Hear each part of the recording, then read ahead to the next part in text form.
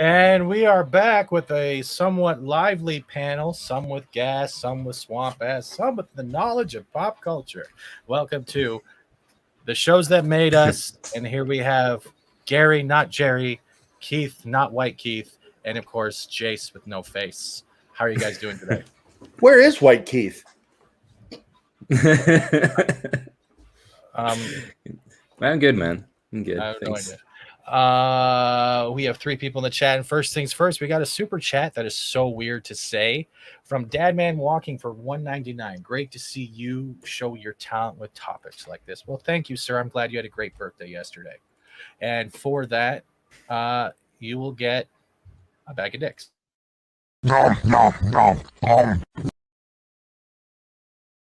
Dicks.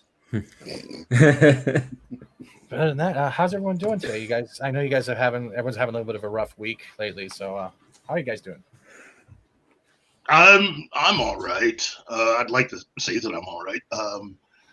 I'm excited by some of the news that has been going on and changes, or what we assumed were originally changes. But we'll get into that when we talk about Warner Brothers. But yeah, I'm all right. We will be doing a Loki talk a little bit later to the end of the show because there's been a couple of people on the panel who don't have the internet, but somehow they're on the StreamYard, so they couldn't watch it today. I'm sorry, I had to make that bad joke. It works. But let's get into the topics.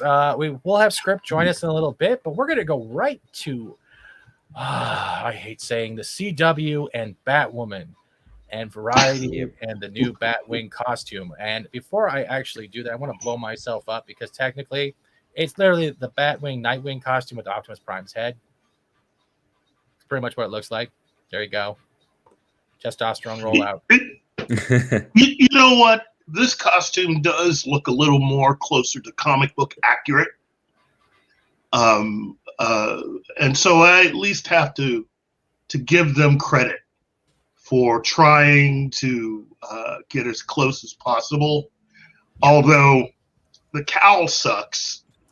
Yeah, and the mask reminded me really of Transformers. Yeah, that's not the way the mask is in the comics. No. But it's a cross between Optimus Prime and, let's say, one of the Sub-Zero or Scorpion masks from Mortal Kombat, if you actually break it down. Yeah, Yes. but when you look at it, this Yeah. really does look like HBO Max money went into this suit. Mm-hmm. And why would they actually be trying to spend money on something that doesn't? I mean, this is. Let's put it this way: Greg Berlanti and the people behind Batwoman are very thankful that Star Trek Discovery exists, because that is the only show that is worse than they are ratings-wise. I'm sorry, but that helmet, it looks too much like one of those little dog fetish masks that they make guys wear. I wouldn't know about that. So. Didn't I see one on one of your shelves there, T-shirt? Yeah. You might have. And with that, we welcome, and with the dog helmet fetish, we welcome T-shirt Historian. That's a great way to intro you now. Thank you. No longer he's the only Hispanic here. He is now the only dog helmet fetish person here. Well, those that does sort of look like a Transmorpher helmet there, because Transmorphers, they're robots eating pies. No. I look. I think they should just continue going down this road. If you're going to introduce Batwing, you should at least also introduce the Signal, and that would then get my attention and cause me to actually watch more beyond the first episode or two of the series, which are the only two episodes I've seen. Yeah, go ahead. The thing that bothers me with this, because I don't know if it's true or not, but from what I heard is it true he gets beat up by a white police officer, and that's when he decides to don on the Batwing costume? That is the trigger for him? Wait, isn't that also what started the other show, Black Lightning? Sorry.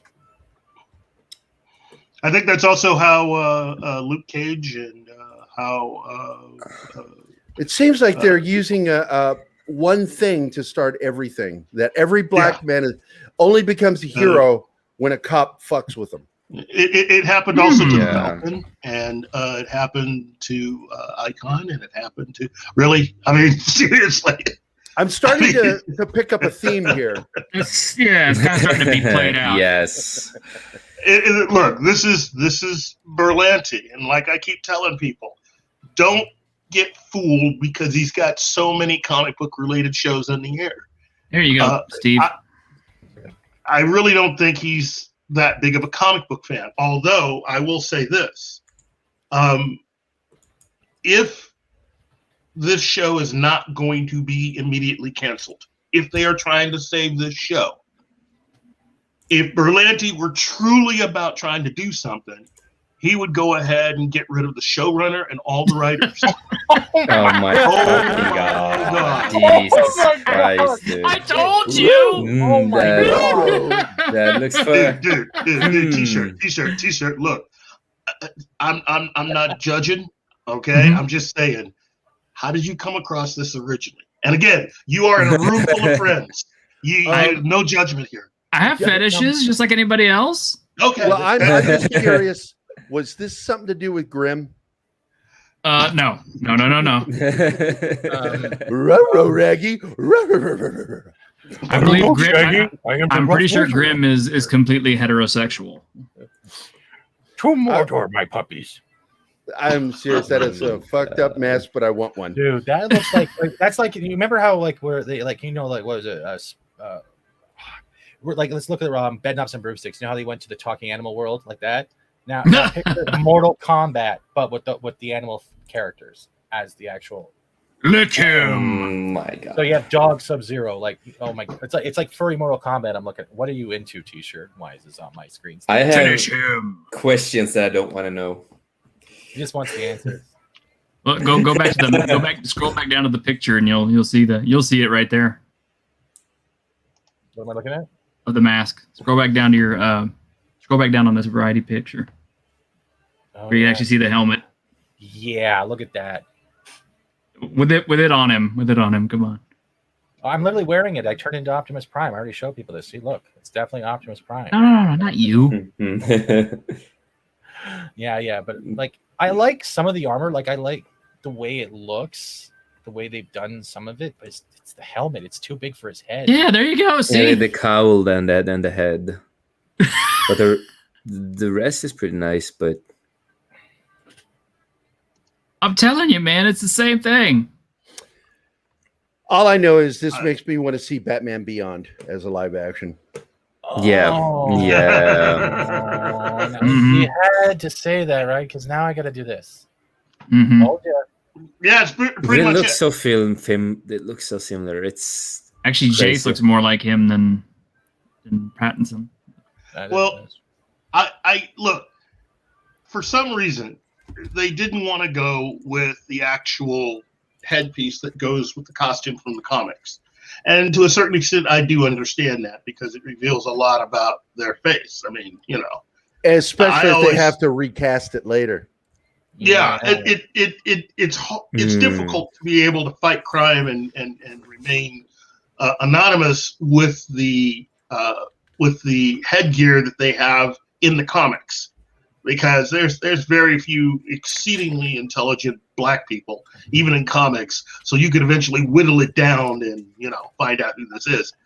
But can I ask a quick question, Keith? Yeah. I hate cutting off. I really do. But do you think the reason, or maybe anyone here knows, maybe the reason why the mask is protruding so far out like a Sub-Zero mask, because it's actually trying to give breathing room for an N95, depending on their film set? Well, not just an N95. I mean, a breathing kit in general to be able to fly. And that's the only other thing. I don't see any wings at all. I see no flying gear on this. So he can fly in this, or? Well, that's no. See, Batwing. Yeah. There's a reason why in the comics the character is called Batwing. That's because he flies. Oh. He's a flying character. This is a character that has been featured now in 2 of the animated films that they've done, and has featured heavily in comics for years. And again, see, this is the reason why comics are important, people.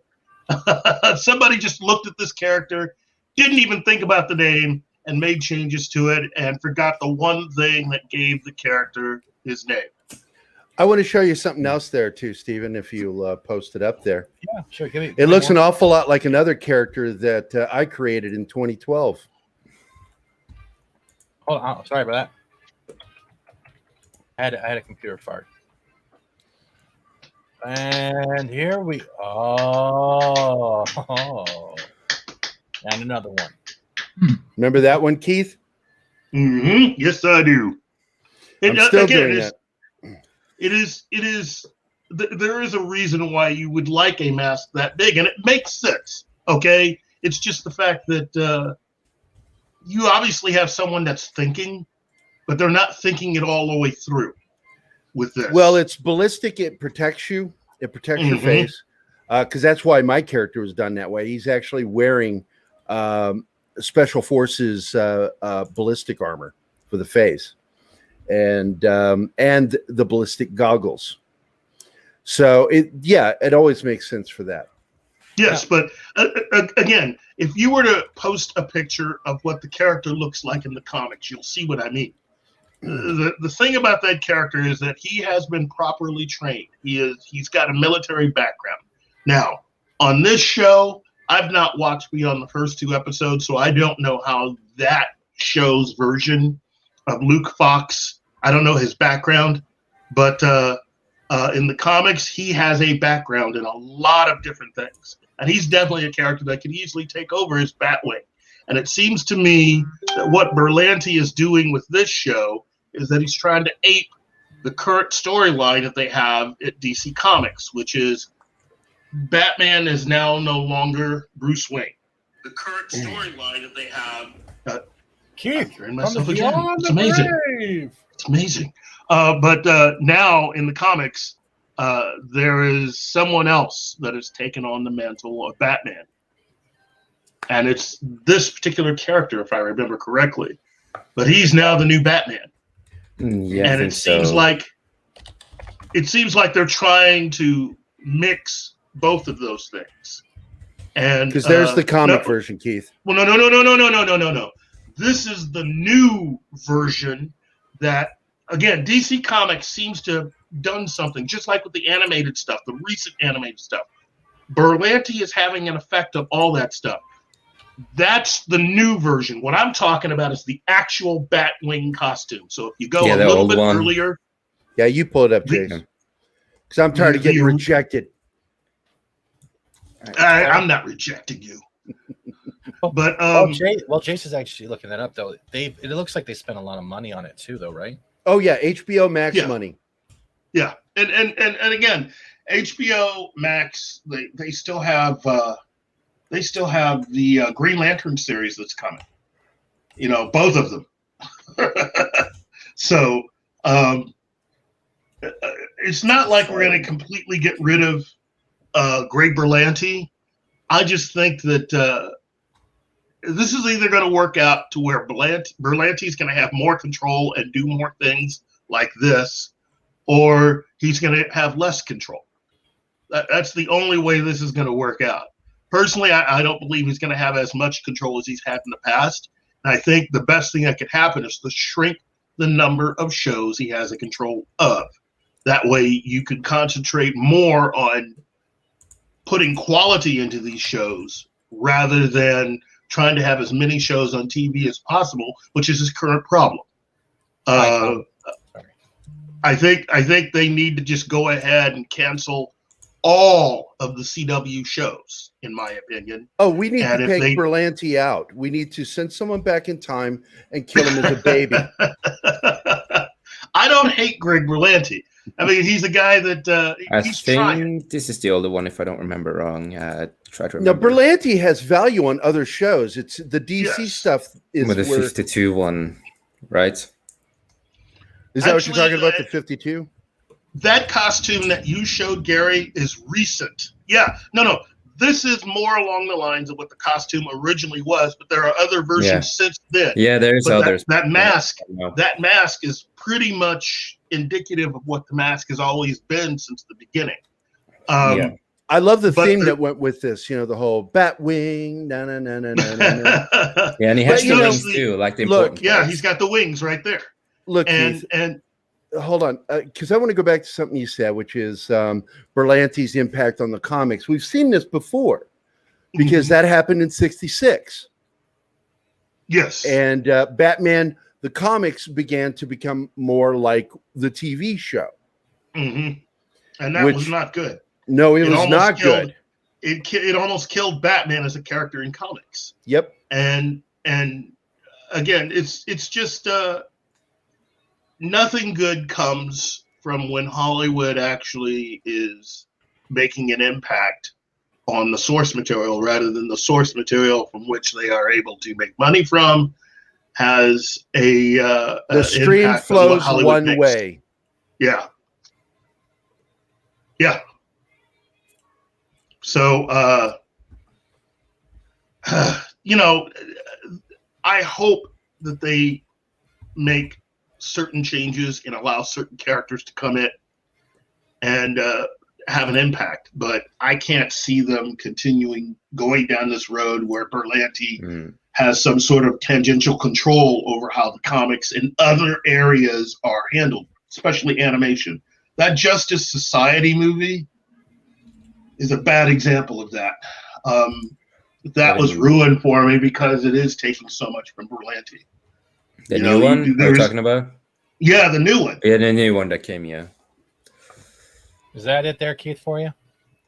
Yeah, that's a little bit. Well, that's around the same of what Gary showed me. But here, wait a minute. If I can, I'll show you what I mean. Yeah, why didn't you just do it in the first place? Jesus Christ. That suit looks just like Nighthawk. Nighthawk, na na na na na na na na. No, from Marvel, dude, from Marvel. Marvel, na na na na. Nah, it's not as funny. You're not as funny. You're not See, I funny. remember. I think was it Bad Blood that had Your mom's not funny. Was it Yep. Bad Blood? Yeah, Bad Blood. Mom, Was good. I remember dead. that. He came out of nowhere and he was still trying to learn the suit. He actually had. Yeah, that's right. That's what I liked Well- about him because he didn't look like I'm best as ever. I need to learn the manual, the thing I just built here. Well, that's because he has access to all his dad's stuff, which is cool. See, I like that, but you notice that entire animated version of the universe is now gone. Yeah. All of it, they all died. They got rid of it. They scrapped it. And so these new movies are meant to replace that version of the animated universe. And That's so beginning with the Superman movie that they had, and I think this is either the second or third one that they've had out. But this is all related to Berlanti's version of things. They're bringing in lots of Berlantiisms and characters. Like, for instance, up until this point, when you've seen Barry Allen animated, everything matches the comics. Okay? For the Justice Society animated film, well, what change did they make? Well, at the beginning, you notice that now they've made Iris African American. Okay, I'm gonna come clean now. I have to share my truth right now. Yeah. Monday, I decided to catch up on all of the latest season of Flash. Okay. And Oh my god. It's so weird. It's like they redid the whole Yep. I know. Noir story, but yep. with there are other forces beside the Speed Force, right? There is the Still Force, the Strength Force, and all that crap, right? That's actually legit. Well, now, yes. Yeah, I mean, It was like looking at the Lantern Corp, but in Speed Force form all over again. yeah. And he and Iris gave birth to all of them. Yep, I know. It is guess fucking this is- terrible. It's worse though. They actually reincarnated the Speed Force, but has the physical representation of his mom, and she goes crazy scale white lady, like trying to kill everyone. Not joking. Yep. She is I'm sorry. I almost threw up in my mouth. Hold up. There's a fear. Yep, and it's gonna get worse. It's gonna get worse. I'm watching the show myself, and I know it's gonna get worse. I used to love that show. When I see it here, that's how you sum up the show right there. Yeah, and Barry's kid is coming back, and they get Impulse is coming, and everyone's gonna be a speedster now, and it's gonna be terrible. It's gonna be more terrible. Again, if they were to try to do something about trying to make, if you're going to go down this road, at the very least, you can introduce other characters of color in the Batman universe and just sort of bring them all in through this show. Personally, I still don't see what a lot of that has to do with Batwoman. I mean, now that it looks like Kate Kane is back and she's been recast, to me, I would find a way of rebooting the show in a way, and trying to get it closer to what the comics are, because the comic book version of Kate Kane is kick-ass, seriously kick-ass, and she's great. All this other junk that they've done on the show up to this point, it's just complete and utter trash. Yep. And I'm just, yeah. And Cisco, the actor, he's gone from the show too. Like, he's leaving in this season, so he doesn't do anything. He gets his suit on, he does one attack, the enemy literally breaks it, and then he's out for a little while going on emotionally turmoil. The Flash has literally turned. I'm gonna put it into layman's term. Mikey Spock and the ensign captain, when they're crying and complimenting their hair, except it's about their powers. It's pretty much the same emotional attachment right there now. That's where Flash is. Well, Flash was badly done from the beginning, because there's no reason to have those characters, because you're taking away from who you're taking away what the Flash is able to do in comics. Flash has no quote unquote team. Barry Allen did everything on his own, and all he had really was his crime lab, because guess what? He's a cop. He solves crimes. If you do it the right way with the Flash, it should be CSI with your main character able to run real fast. That's exactly it. Yeah, and remember when Iris said, "You are not the Flash, we are the Flash." I'm going to kick you out of the panel if you say that again. Cringy. Yep, that is what you said. So it is just. Yeah, I stopped watching the show after be happy that you did. Well, supposedly there's supposed to be there's a rumor of a crossover coming again. It's going to have the Lois and Clark, or Clark and Lois Superman. I won't watch it. And Stargirl. Not gonna watch it. Not am I gonna watch it. I gave Stargirl a chance. I liked the first episode, and then it went just to shit after that. And Stargirl had so much potential. I love really the way it started. Potential. Yeah, well, it's like I have mixed feelings about it. What did you call it, Keith? The Teen Justice League, or no? I called it the Juvenile Justice League, or the Juice Box Justice League. Juice Box, that was it. That's exactly what they were. It had so many great actors and had so much potential. Well, I knew from the cast photos that this was going to be bad, because there was no reason to have younger versions of all of these classic JSA characters. That's true. I can see that. Yeah. And because that's not the way the comics go. And a lot of people will roll their eyes like, why has it got to go like the comics? Well, because if you actually paid attention to the comics, the kids of the Justice Society also are pretty kick-ass themselves. But, oh, wait a minute. You wouldn't know about that, because you're spending too much time concentrating on some of these characters that have been around since prior to World War II. So if you concentrate on their kids and made newer versions of that, or would have placed that in the Stargirl television series, that would have made more sense, because some of those characters are powerful. Yeah, but they didn't do that. You were going to say something, Stephen? I have to interrupt quickly. Gary Busey has just brought in our next guest. Please welcome Mikey Sutton to the panel. Thank you, Gary. Hey, Gary. Well, hey, Tim, man. hello, everybody. Hey, Mikey. How you doing, You buddy? know, I'm doing good. I'm sitting here and I'm like in Seattle, as you know, just eating my avocado toast and listening to indie folk rock while I play with my hipster hair. And I get this message inviting me to the show. Like, oh, hell yeah, I'm going to be on the show. Wait. Avocado toast? No, I don't think so. Did you get hired by Marvel Comics? Is that why? I'm like, Mikey, fuck it. Come on. Get on the show. Drop everything and show up, you know. And, no, don't drop the toast, just the avocado spread. The scary story would have been, I had to make my way through Antifa. No, my God, we bring up the Bad Batch, ladies and gentlemen. Oh my God! Please, no. Fucking no. I hate that show. I don't watch that shit. But before I do, Keith wanted to show me. I wanted to his talk about it. collection. I want to talk about it. So you guys, if you don't fucking like it, don't like it.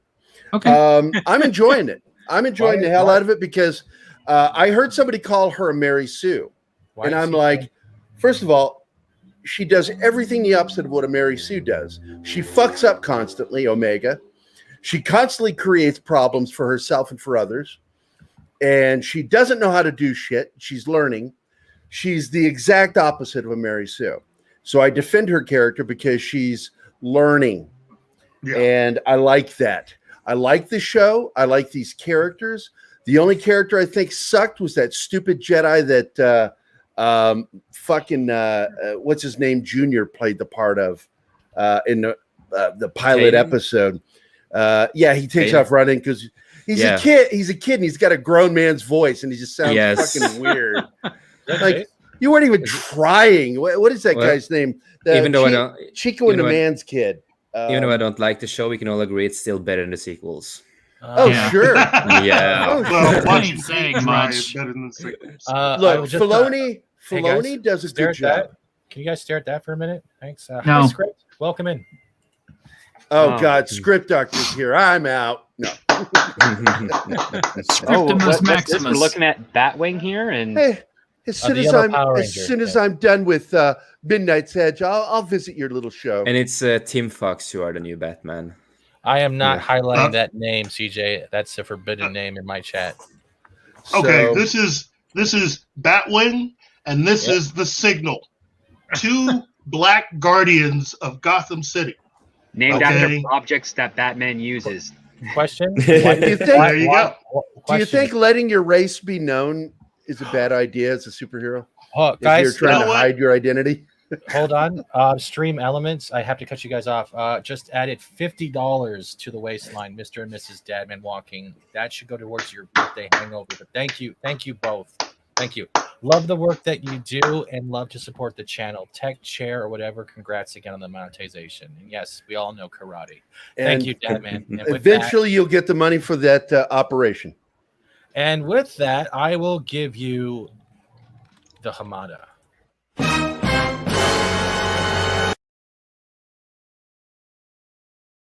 A lot of burgers, yeah. Hey Jerry, I want to send you something on our group chat. Okay. Show it on the air. I'd appreciate it. I'll explain what it is. Alrighty. Thank you both. You didn't have to donate that, but thank you. Oh, let me open this image in a new tab, and I will. We'll get to Hamada. Hamada. Are you Toby? Why do you keep saying "Are you Toby"? Toby Emmerich. Oh, that's his thing. That's his. Toby Emmerich is the reason why. Yeah, he's the only reason why Hamada has a job. Oh, what is this? They're best buds. Are you Toby? Are you Toby? Are you Toby? Are you Toby? Oh, now when you do it, it just sounds racist. Yeah. Are you Toby-san? Yeah. Oh no. You just sound like okay. Buffet. Mikey, for all my white friends, I'm so sorry because you are Filipino. And Japanese, okay, see, so we're totally offending you, so I'm sorry. You know I'm about politically incorrect as it gets, right? Yeah. I thought the Filipinos didn't like the Japanese, but you know. Well, Something about World War if you II. go back to World War And II, yeah. demonetized. All right, new record. First day, first stream. All right, here we go. Yeah, don't monetize the shows. Just allow the super chat and super stickers. Okay. Here you go. Tell us about what this, Mikey. This is my comic book. It's coming out in August. Yes. So Nice. finally coming out. I started writing this, and actually, originally, this was supposed to be a Japanese shoujo comic book comedy that became a horror book. So, because I can't write comedy worth shit, so it became a horror comic. I'm keeping a lot of this under wraps for now, but it is coming out in August. It's a drawn by Noel Leon Flores, who is a big graphic designer in the Philippines. He does he did a TV show, a giant robot TV show right now called Voltus 5. It's a live action version of the anime. I know Voltus 5. Yeah, he's the lead designer on the series, and I got very lucky a couple of years ago when he suggested that he and I work together, and I had no idea who he was.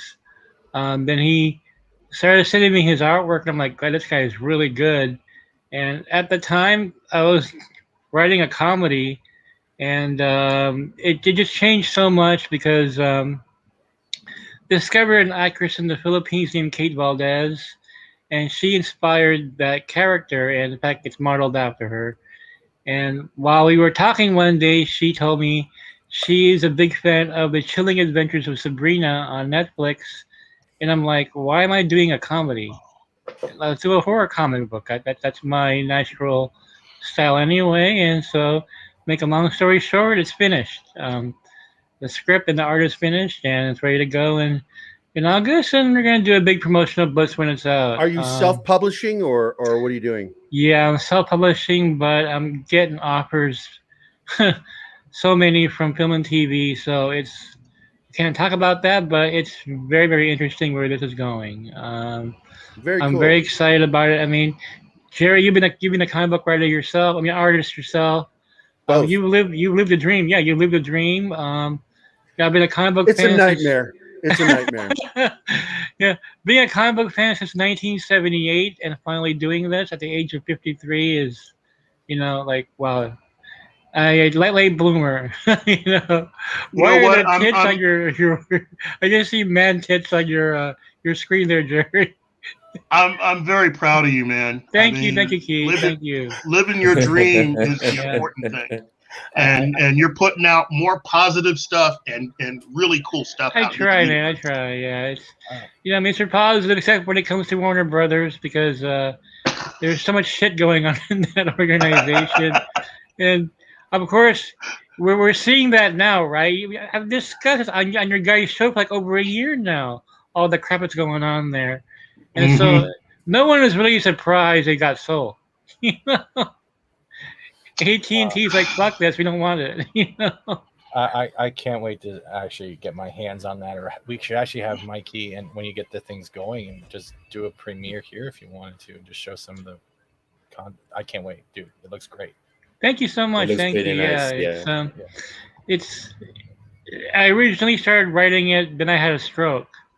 And I thought I could never write again because I couldn't move my fingers. And then after my stroke, I discovered that I'm using a different part of my brain because I had a hard time plotting. Now I'm plotting all the time, but I can't analyze. It's your new superpower. Yeah, right. Seriously, Now I'm like all creative and stuff. I have 12 issues planned out already. I couldn't even make the first one, So like, was how the hell do I plot genius this? then? I don't know if I'm a genius, but maybe I am. I'm going to cut in quickly, Mikey, because Bruce Lombardo of Dick's Division, aka Comics Division, I applaud the art and way to rehab your hands. Oh, thank you so much. Really appreciate it. It's surreal for me. All this is surreal. Keith and Jerry were there at the beginning when all this Spider Gate happened and all this internet notoriety happened. And by the way, you guys, your channel has really grown. I'm so proud of you both. Thank you, man. And of course, we're proud because we pushed you to do what you're doing. Yeah, no, you guys and Bomb were like. Well, Bomb and I go back because Bomb and I've been friends. That's weird, man. That's years. really weird. How you guys met? That's weird. Yeah. they're longtime friends with my manager. It's just bizarre how all our worlds intertwine like that. Yeah, and Bomb is like, I've got this guy you need to meet. I quickly want to cover this super chat, and then Keith has something we can get right back into. So, Bruce Lombardo again with the Dick's Division for $9.99 says, "Here's a super chat for Steven. Way to trigger a 10 spot because I can't read today. Dyslexic streams. Here we go. Panel. Faj didn't do something to himself. I'm not reading that online. I can't. But thank you, Bruce. And this is most definitely. What do I got for you? But if this is crazy, babe, I don't want to be sane. I'm in love with you, Wendy. Oh, Captain! So Walter Hamada, he's not going to be sticking around for very much longer. He's one of the people that will be tossed aside, I would say a year from now after the merger is finally done. If you notice, no one's been bringing him up at all. Except for Keith. Well, Mikey, it's actually true. If you actually say Hamada, Keith will either call you, show up on your stream, text you, or you'll receive a letter like a chain letter. It happens every time. It's true. It's true. dudes, it only happens when you say Toby. Yeah, he's not going to be around very much longer as well. There's going to be a full-scale upheaval over there in a year's time. And you're seeing, like read the tea leaves, right? Like Batgirl and Blue Beetle are going to have been, put on HBO Max now. Mm-hmm. I mean, like how much of your theatrical slate is still alive at this point? You have The Flash, and The Flash is being marketed as a Batman movie. Like they have no faith in The Flash. Well, of course not. It's taken years for them to even get this far. Yeah, I know. It's hilarious. What are you guys doing to me? Bruce, again, thank you. $40. Here's the real money, and there's more in the bit. Why do I feel like I'm part of a laundering scheme? You might be. We donated all that money to a streamer. We got receipts. You get a war cry, Bruce.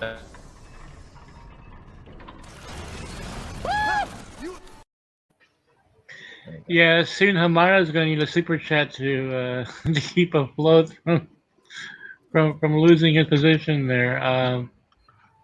No, the tea leaves are easily read. Now the Trench was canceled, the New Gods was canceled. Like they're taking his projects away from him or putting on HBO Max. I mean, there's not much left. I mean, the Batman's pretty obvious. Like anything Batman will be in theaters, right? Most likely, yeah.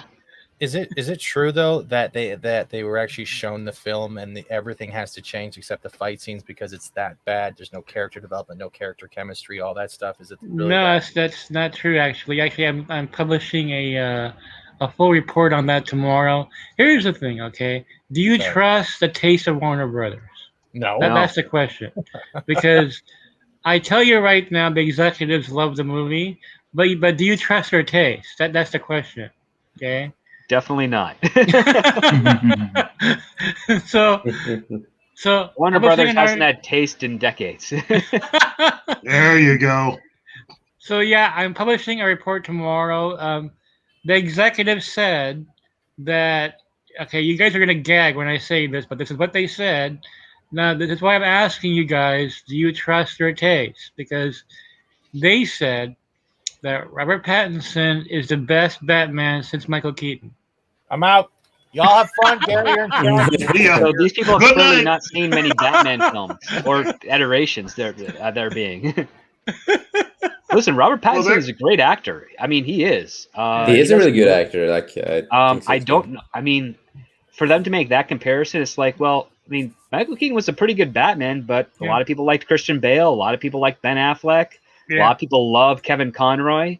You throw that in there. Best voice ever. Yeah, when you throw that comparison in there, it actually lends to the fact that the person speaking it is talking out of their butt and doesn't know two things about the character at all, other than the fact that we know Michael Keaton because he's in The Flash. And we know Robert Pattinson because we're working with him right now. That's all they know. Yeah.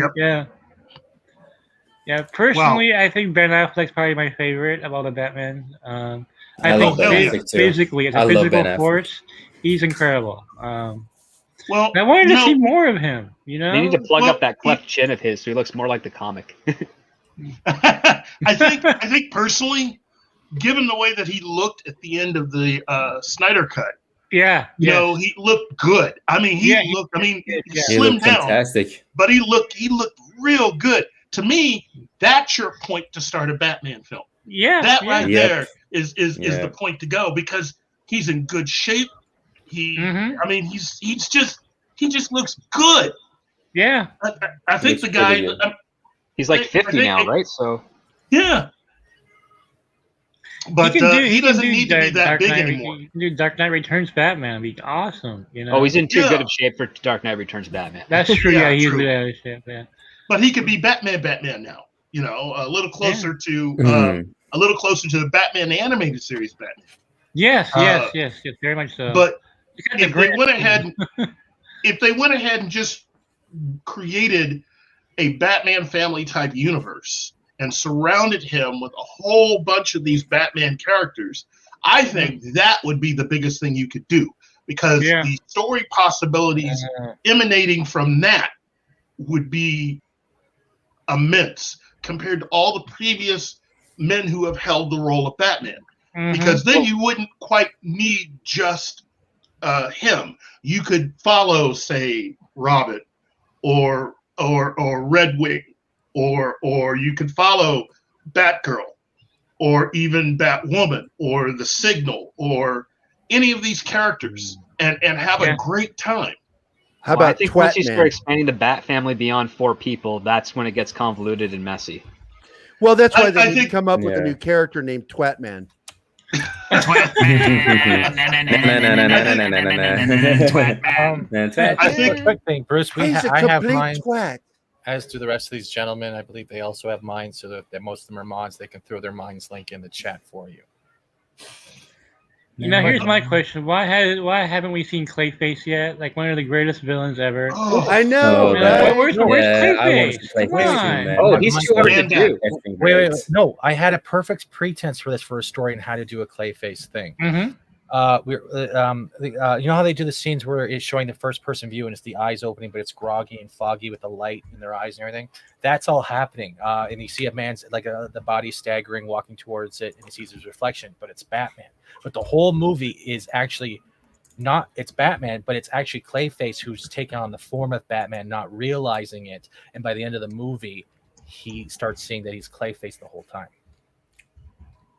Okay, that's cool, but I mean the main reason Warner Brothers isn't doing Clayface is because there is a fight between some of the producers that want to do the role. Some of them want Clayface fully CGI with a bunch of character actors coming in to play different morphs of the Clayface, and another set of producers wants to do like a giant rubber suit type of thing with CGI accents and forced perspective stuff because they want that tangibility of the rock monster during the fights. And the people like it always just goes into circles because it never actually gets anywhere. It's basically all the stuff that's in the hallways at Warner Brothers. It's like, yeah, we'll do Clayface this way. I will never do Clayface. Yeah, I want to see Ben Affleck get into a fight with Clayface. Can you imagine the ferocity of that fight? It'd be amazing. Well, and also after seeing Batman v Superman, the nightmare sequence of visiting his parents' grave, I think you could get away with Man-Bat. I think that'd be awesome. That would be Batman's universe mixed with a kind of horror element. Yeah, because we've never seen Langstrom done correctly. No. Yeah. The only one that was good was the animated series. You know, the animated series was just awesome all together. I mean, they just Bruce Timm and his crew, you know, they did a really great job. But you know, I'm just seeing a repeat of stuff over and over again. Like if I see Falling Pearls again in here, I'm gonna walk out of the theater. I swear to God. Yeah, the thing is, only cheap pearls. No. Yeah, only cheap pearls break and fall like that. Expensive ones that the Waynes would have never would. Right. And on top of that, you don't need to do that. Like I loved a couple of the like the instances in Batman the Animated Series where they don't even show that part. They have like the nightmare sequence where the tunnel turns into the pistol, the chamber of the pistol. Or you have like just little audio signals of what happened, but you don't actually see or really experience it that way. But you kind of get enough to know what went down without having it to be the same treaded material of an origin. Because the more interesting Batman origin is not that his parents died, it's that how he came to discover that Batman is the best tool to use in his arsenal to fight crime. That's an interesting story that never really gets done. I mean, Nolan Batman kind of did a little bit with the whole fear motif, but there's way more science to it than just that. And you could have a lot of fun with that and not have to do it as a verbatim start at the beginning origin, so to speak. That's right. Script. Yeah. Can I ask a Preach question on, about that? Script. Script. Can I Yeah, ask a my question main about that? concern over the Batman is, and I asked insiders about this. I said, my biggest worry about the film, it's not really Pattinson. My biggest worry is that is this going to be like Batman Begins all over again? We get this year 1, year 2 Batman, who's very grounded. And at this point, I've seen so many damn Batman. I want to see Man-Bat. I want to see Clayface. I want to see the weird shit. You know what I mean? Mid-career Batman. I want to see Scarface. I want to see the Yeah. puppets go crazy on people. I also want to see Batman not so terrified that he has to wear body armor. Yeah. Yeah, 'cause exactly. The thing that makes Batman intimidating is the fact that he doesn't wear body armor. He doesn't need it. That's what makes it scary. He works in the shadows, and he's a detective first, and then he's a combatant second. That's the thing. He's the dumbest part that they've added to Batman within the comics that's carried over is he goes on nightly patrols, looking to beat up criminals. It's like, nah, that's not really his thing. Yep.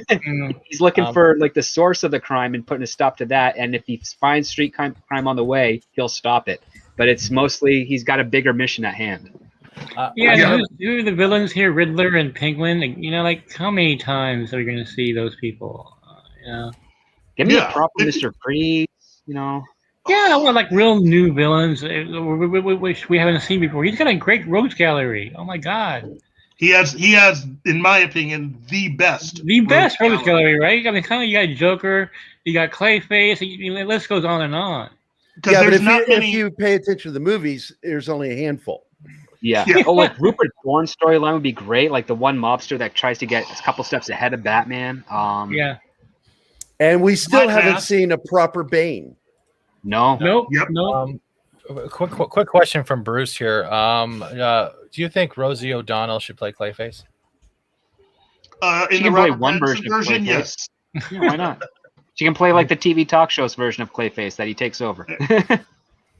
If they decided to do a tribute movie special, continuing the Adam West version of Batman, then yes, Rosie O'Donnell would be perfect to be Clayface. So.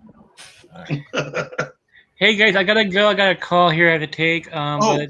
Thank you. Well, we're getting ready to wrap up anyway. Yep. Thanks for I just coming, wanted to bring Mikey. out the Hamada thing. So if you guys Hamada. wondering what's going on in DC films, well, things are about to change. Okay, Tomato La Vista, baby. That what it is? Yeah, things are changing. So, hey guys, I'll see you later. Right? Have a good night, Bye, Mikey. All right. Take you. care. See you later, Brian. You too. Bye bye. And I apologize to Script if I was rude about the whole Clayface idea. I hope I was. Oh no, that was cool. Man.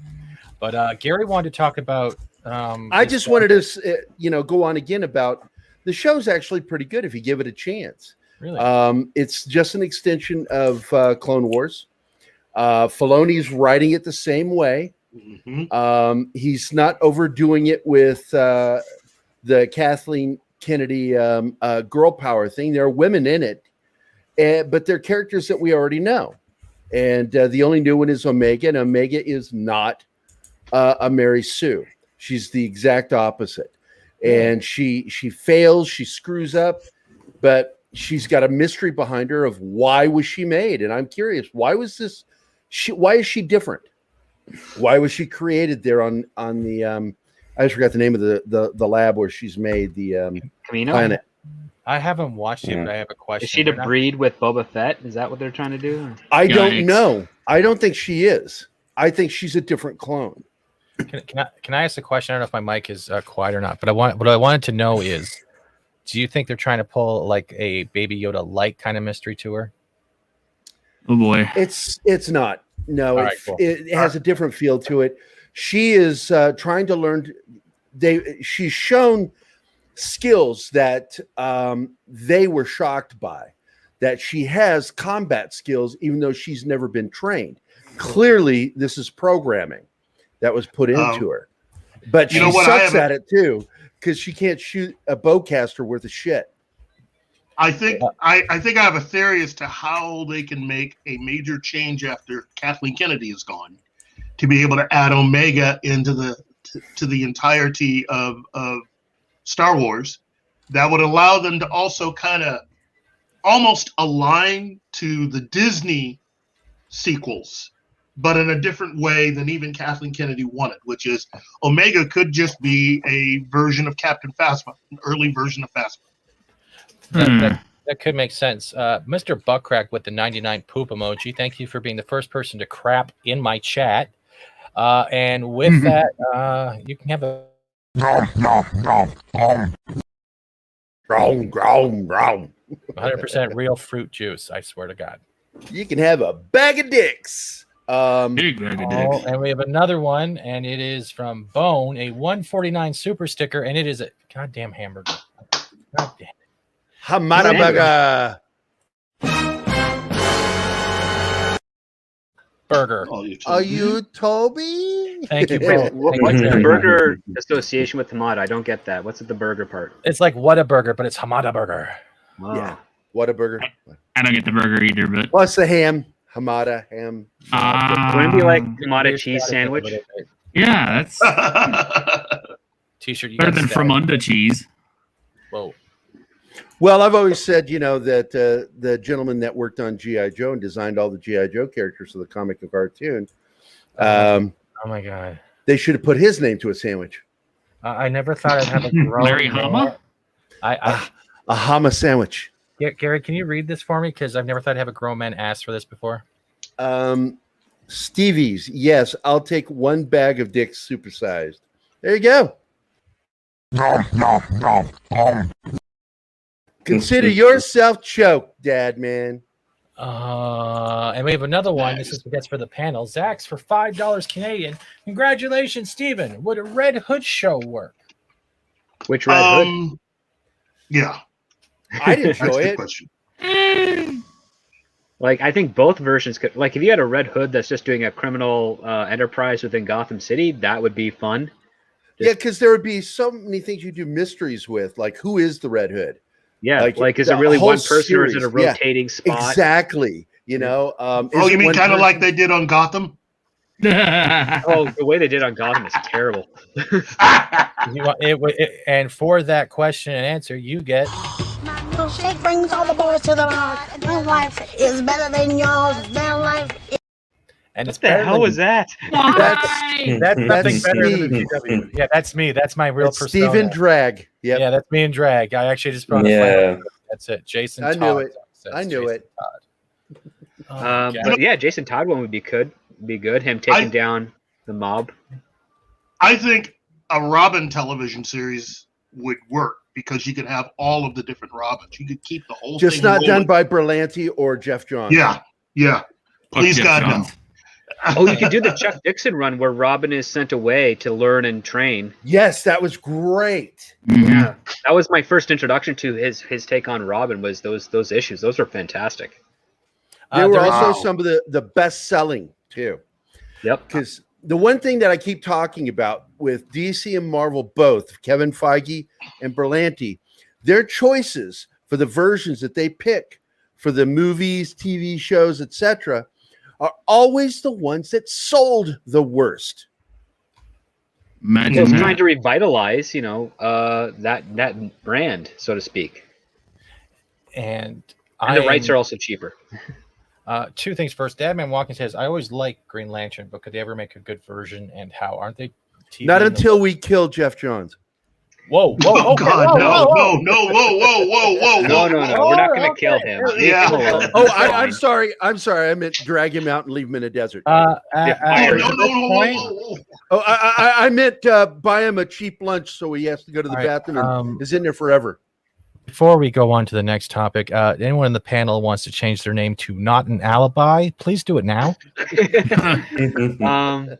So Dadman Walking, fun fact, about 4 years ago, I pitched a Green Lantern series that was basically modeled off of the Lethal Weapon franchise. And it was primarily Sinestro and Hal Jordan. And the 5-year plan was that by season 3, Sinestro would be revealed as kind of a villain and then expelled from Green Lantern Corps and start as Yellow Lanterns. And that would change the whole dynamic and it'd be starting the Sinestro Wars. And what did they think of it? They dug it, but there was difficulty trying to get progress as what was going to happen because, again, this is at the peak of the Arrowverse. So all those characters' rights were technically reserved for Berlanti's productions, and it just never moved. It basically got to the first round, and that was it. Nothing ever happened over that. Now it's a shame because now with HBO Max doing their stuff and they're supposedly splitting a whole bunch of different DC properties and multiverse things, I think people would really dig that show because you've got the mentor character turning into an evil archetype that you don't often see in media, and that's gonna be really fun, especially for a guy like Hal Jordan, who's a clever guy, but he's kind of a little naive and a little superficial. I like that. I mean, although, I had came up with the idea that if you're going to have a Green Lantern television show, you should just call it Lanterns and base it, instead of on Earth, on Oa. And since these guys are technically cops, you would have all of the access to all the Lanterns of different worlds, different universes, bringing Hal in and having him be Sinestro's partner. Sinestro would have a little bit of a chip on his shoulder because he used to be friends with the one who held the ring before Hal Jordan got it.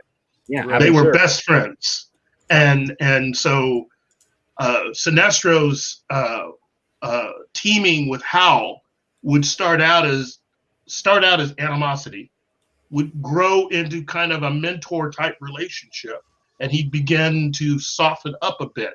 And just as you reach a point where he could actually see Hal as a friend, is where the great turn would begin with Sinestro and the beginning of his downfall. Or you're actually pretty close. Yeah, you're pretty close to what I was pitching, because what I ended up having is that the ring gives Sinestro the opening, be like, okay, maybe you are worthy enough to have Abinsor's ring. And then that relationship develops. But the whole goal was to make the audience kind of really love Sinestro as a character and then have to deal with that emotional turn where you have to hate him because he's all evil, because that's where you're going to get that hook. And I planned it right for the 3rd season, so that and it was about a 12-episode arc. So and ideally it was all about space cops, like going from planet to planet, solving problems. They would rarely be on Earth. Because again, the first season is all about the training. The second season is all about the application. But like in the training stuff, it's like he's throwing them into the fire head first. Like, okay, we're going to go to this planet, and guess what? There's a big a murder mystery going on. There's like a Jack the Ripper in space happening on this planet. We got to find him, and he's messing with powers. And Pal has no idea what to do, and it's just drawing a lot of parallels to the relationship between Yoda and Luke from Empire, where Luke fails every lesson Yoda tries to teach him. I have a question. Sorry, I wanted to ask quickly, like the way you guys are describing a Lantern series and how it would work, could they also do another way? Let's say if they went along the line of introducing all the Lantern Corps, where each episode was another Lantern Corps and their story, like they could focus on just the one red, and then they could focus on the orange, and then if they ever wanted to flip it out, they can go to a different Lantern Corps and share a different story from one of their comic books while still maintain the whole Lantern Corps conception. Well, that's a good idea, but I personally, if I were developing as a show, I would treat it the way that they treated the Harry Potter storyline progression, which is you work your way up through there. I wouldn't do anything with any of the other colors, until later on, like season 5 or 6. I would get the audience used to everything that the Lantern Corps, the Green Lantern Corps, could do. Introducing all the characters, even some of the classic Lanterns from the comics that they skipped over. Keith, basically there was a show that used that process. It was Game of Thrones, where they would follow one character per episode. Well, that's a Heroes model too. And it didn't work too well. And that's why they started rotating multiple characters per episode, following story arcs that way. Yeah. And that's why I think that, again, as good as that sounds in your head of doing a show that way, Stephen, it ends up not working structurally for audiences because they want to follow certain characters. Well, it makes every episode come across as a new pilot, and that's a little tricky, but it's not something that can't be done. It can't be really, really tricky. But no, I mean, work. I would say, yeah, you can definitely have something like that where you have one episode focusing on one of the spectrums of the lanterns and how they're going to be playing into the overall story, and you can do that throughout, a longer period. I mean, you have what, like 9 different spectrums, I think, at least.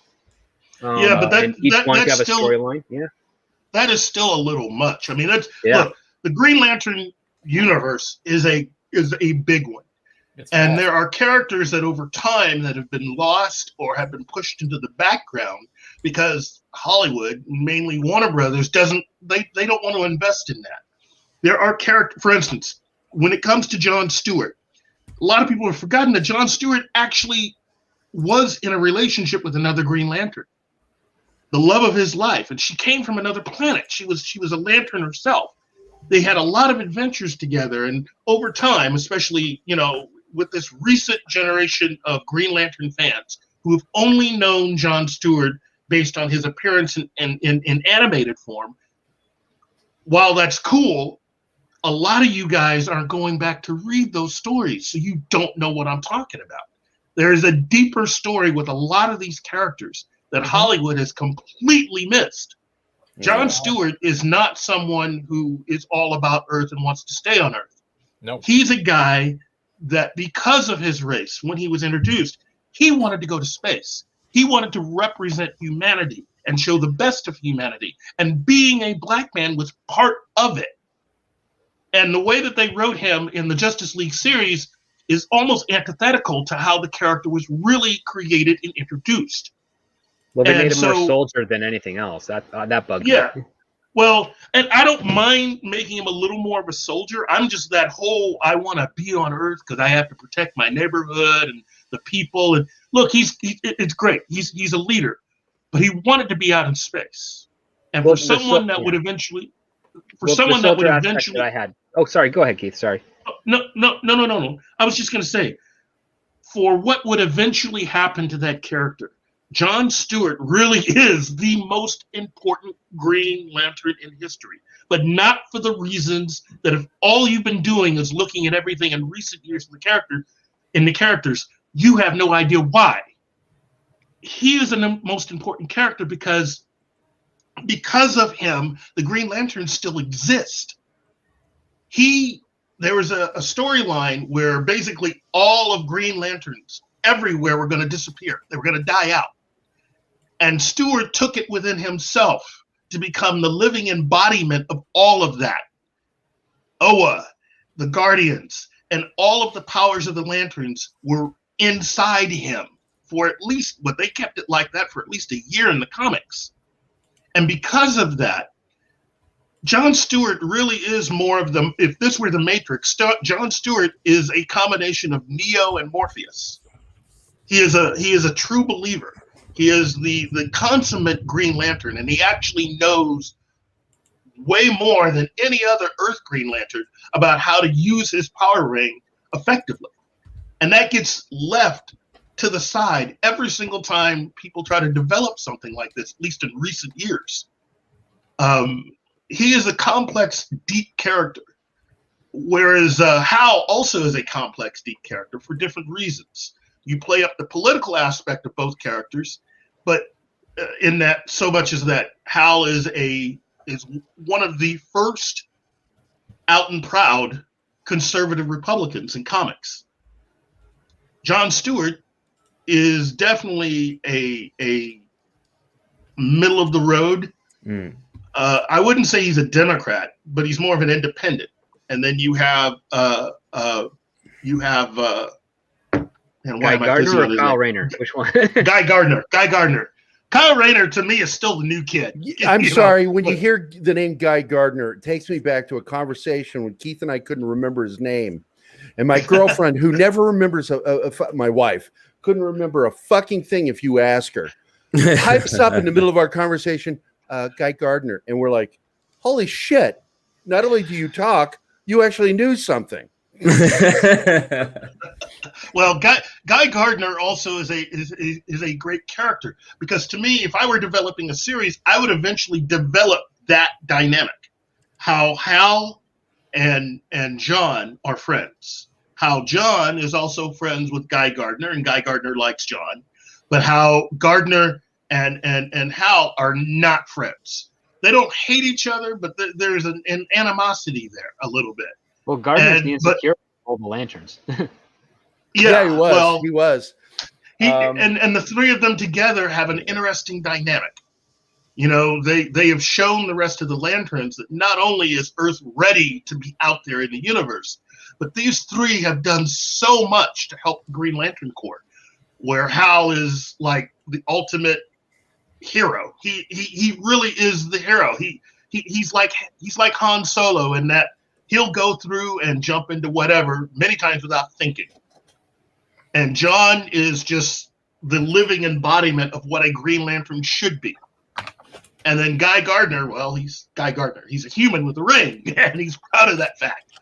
And does anyone else hear Keith serenading Guy Gardner right now? I hear this. I mean, the thing is, Keith makes the best argument as to why I didn't like this one-dimensional soldier approach that was given to him in the animated version. It's like there's way more to his character.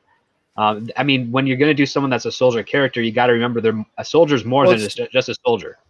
Like that's it. They think that soldiers, too often in entertainment are these two-dimensional people, and they don't understand that military people are very complicated with the things they have to do and how they think. But and especially one that's seen combat, they're incredibly apprehensive to starting or instigating a fight or a conflict as a result, because they know the outcome. And exactly. The most anti-war people you'll meet are often military people. Are often officers, military, yeah. It's like people who experienced it.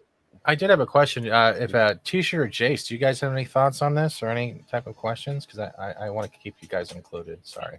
No, man. They're talking about things that I'm thinking about. So yeah. I'm sorry to have taken over and gotten so into this, but this has been something that since the first Green Lantern movie has just bugged me about Hollywood and its adaptation of the Green Lanterns, because we should do a whole episode dedicated to it. To the CGI suits? To the CGI suits?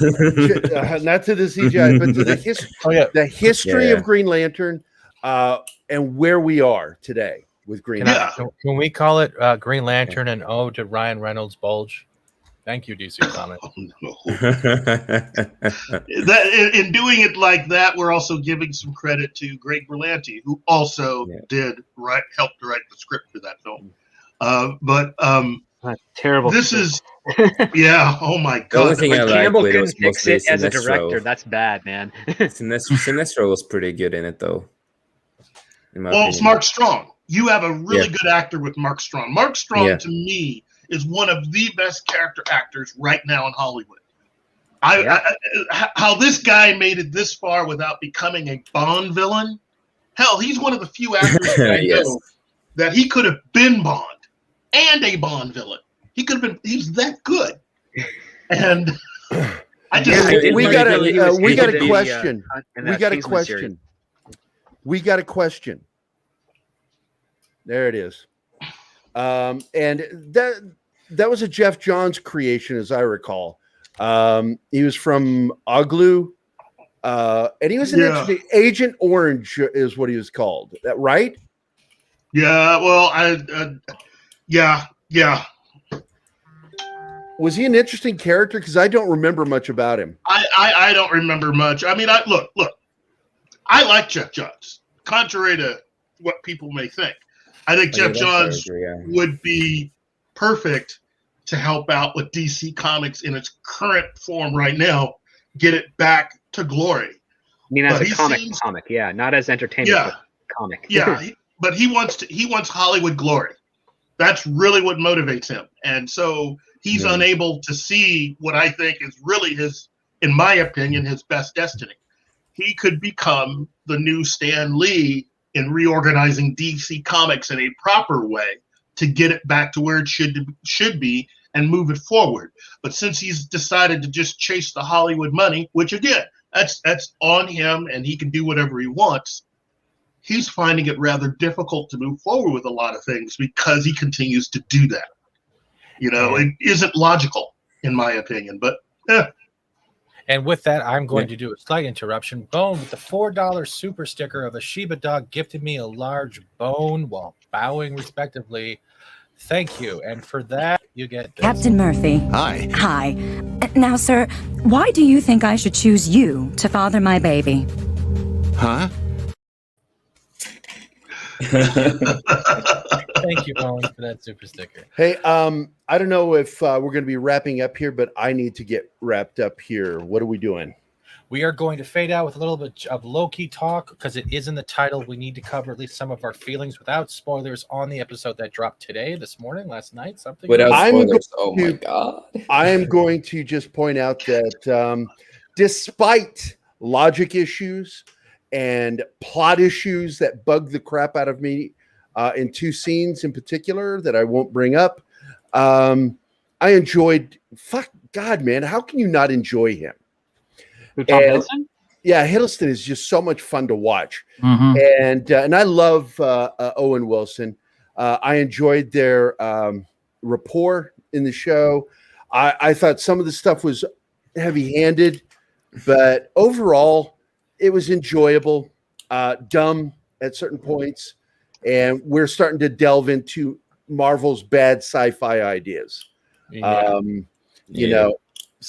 But look, man, the gender fluid thing I took as a joke.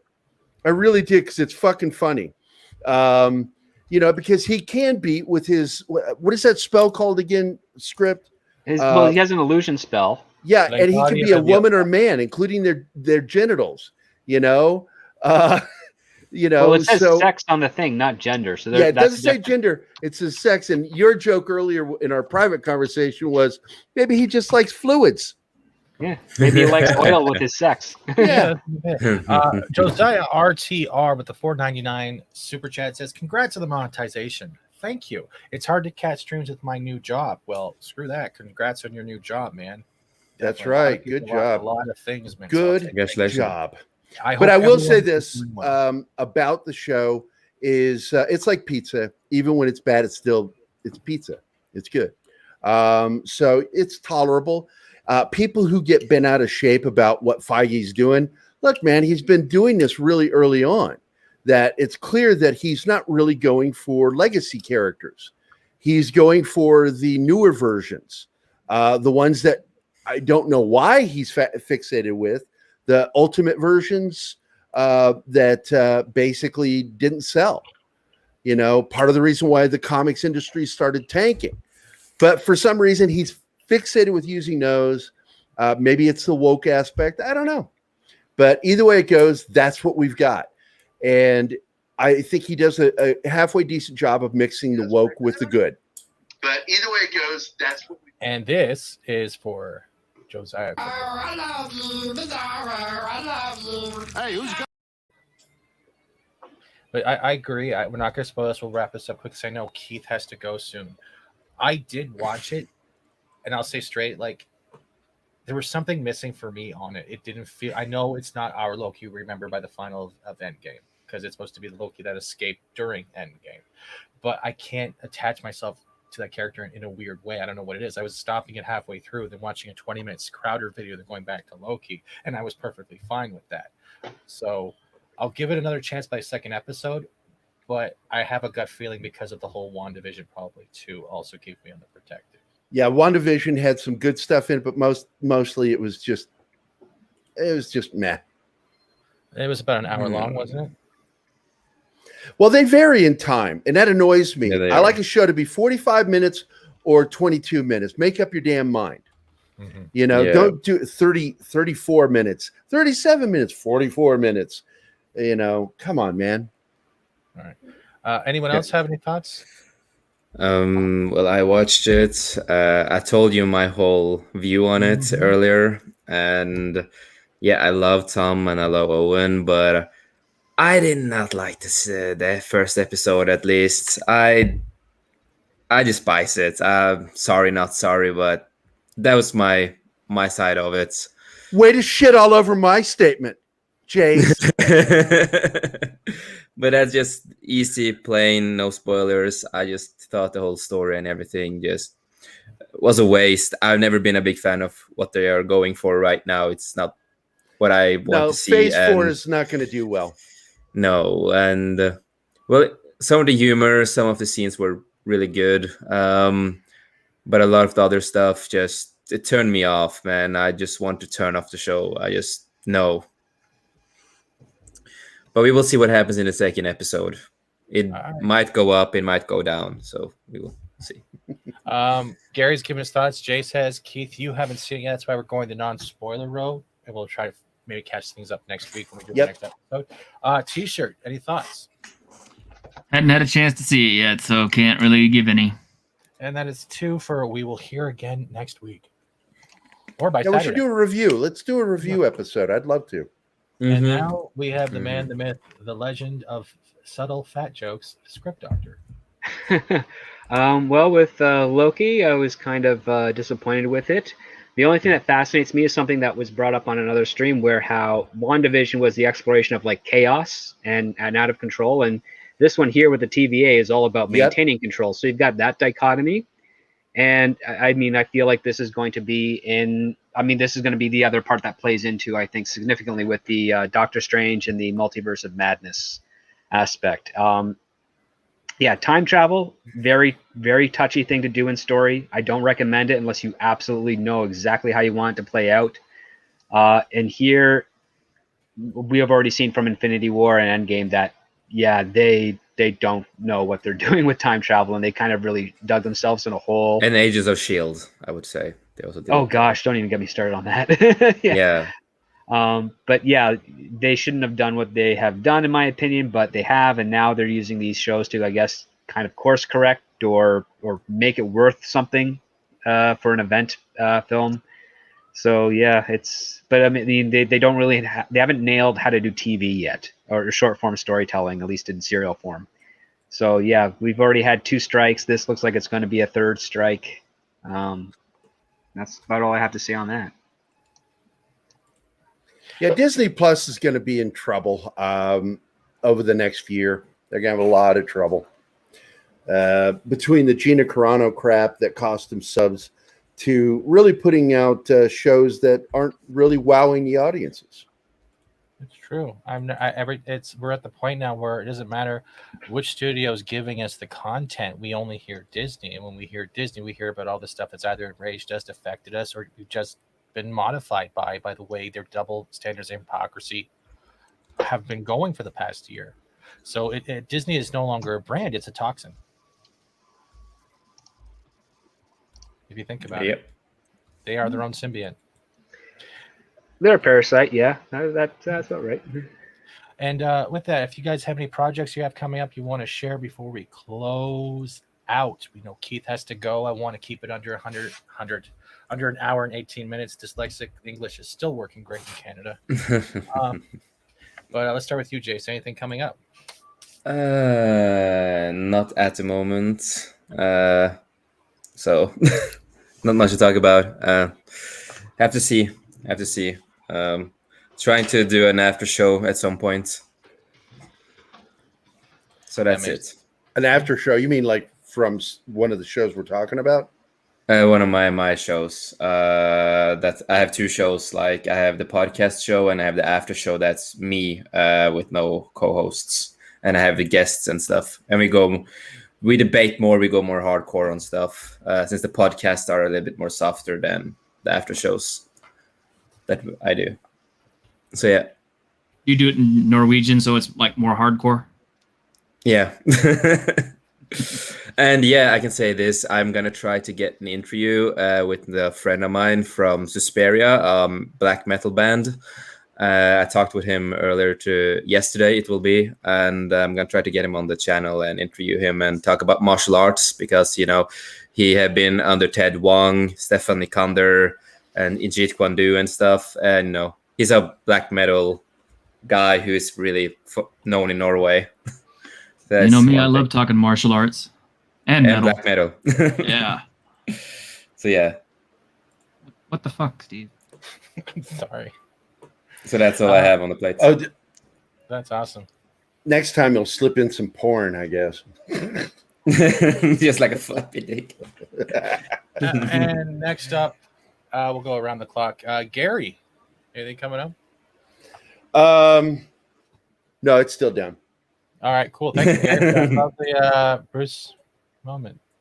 Gary Keith? Busey? What? No, we've got a good show coming up Friday. I'm hoping most of us will be there. We've got Tom Cook from He-Man, Masters of the Universe, animator, director, artist. He worked on Super Friends, Scooby-Doo. It's like, God, so much of the 80s. So, the late 70s and the 80s, man. He was working on animation we all watched. And so he's going to be our guest on Friday. Can't wait. Yeah. It's going to be nice, man. The thing about Tom that he told me, which was amazing, was that he had never really grown up or had developed himself to be an artist. He was he got into this program where there was an animator that was there and teaching people the basics of animation, and he started drawing, and this guy noticed that Tom had some ability, especially drawing superheroes. So Tom, who had been driving a truck for a living, was offered the opportunity to work on an animated series, and that was Super Friends. Damn. And there you go. So how about that? You met him a couple weeks ago, didn't you, Keith? When you were at the about 2 months ago, 3 months ago. Yeah, not even. Yeah, you. Yeah, he's the reason. Yeah, Keith is the reason why I contacted him. Mm-hmm. I left messages for him, but mysteriously they either disappeared or went into the Keith ether. is. I don't know. Everybody knows Keith is not as pushy as me. I am a pushy dude. No idea. If you don't believe me, read the intro for Iron Sky graphic novel. There's a little mention of how I got involved with Iron Sky. It says, this guy just said, I'm your artist. You're hiring me. I just pushed myself in. So you guys are a duo. So I guess it's the same thing coming up. Nothing in the works in the back. Well, yeah, I know. I'm trying to be polite because I want to introduce T-Shirt and what he has coming up. Well, T-Shirt has his show on Monday, Saturday. and Saturday. Get into it, T-Shirt. Talk about it. Yeah, Saturday we're doing the Week in Geek, so we're going to be talking about everything that happened during the week and probably complaining about a lot of it. Going to be some real sweet ones in there this week. I don't know if there's going to be a Monday show. I think Keith from Week in Geek is wanting to take Mondays. So if that's the case, then, I'm going to let him. But Tuesday mornings, I do we do some tabletop discussion stuff, Dungeons and Discussions with Grim. That's been fun so far. We've had a couple of episodes where we really just tore the shit out of the magic systems. That's awesome. Yeah. And then we're on to the man with no face, Script Doctor. Yeah, I got a channel. It's in the description with more excitement. I'm busy. I'm actually busy writing some couple of screenplays right now, so that's taking up a lot of my time.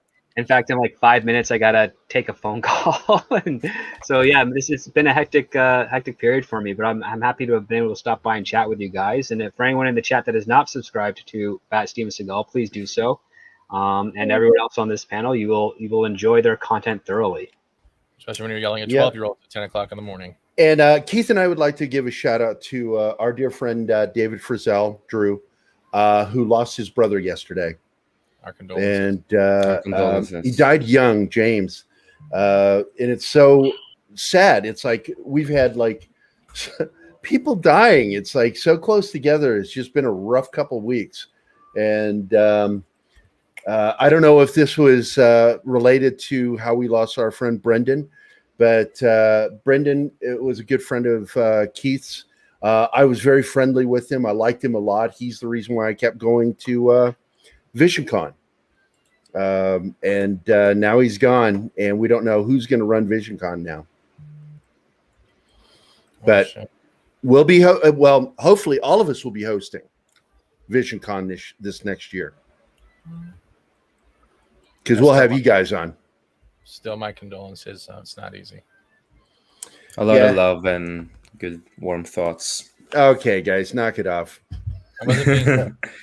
I get sad, but I just Keith knows I don't show a lot of emotion publicly. It's just I keep that stuff quiet.